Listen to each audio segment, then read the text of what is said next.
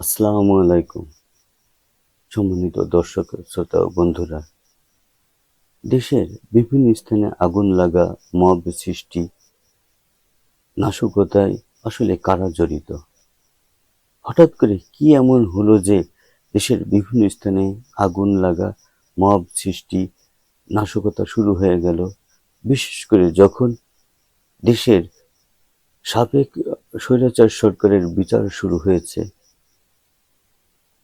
দেশে যখন প্রকৃত জাতীয় নির্বাচন অনুষ্ঠিত হতে যাচ্ছে,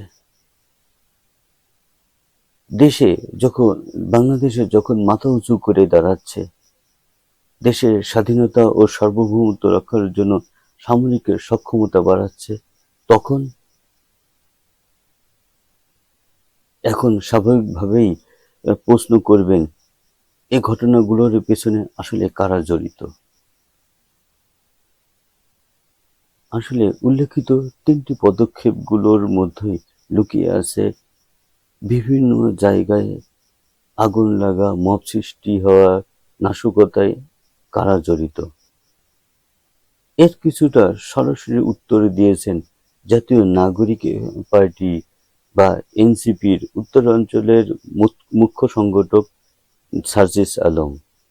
তিনি বলেন, বিভিন্ন জায়গায় আগুন লাগাকে বিচ্ছিন্ন ঘটনা হিসেবে দেখি না। এগুলো স্বৈরাচারের দোসরদের দেশকে অস্থিতিশীল করার চক্রান্তের অংশ। আজ সন্ধ্যায় ফেসবুকে দেওয়া এক পোস্টে তিনি এই মন্তব্য করেন।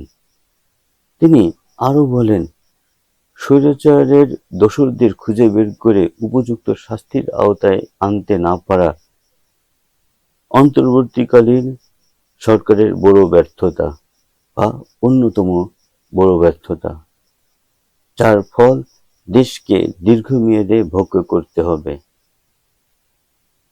তিনি অনেকটা ক্ষোভের সঙ্গেই বলেন, তথাকথিত তদন্ত কমিটির নাটক বাদ দিয়ে এর পিছনের প্রকৃত কারণ খুঁজে বের করা হোক।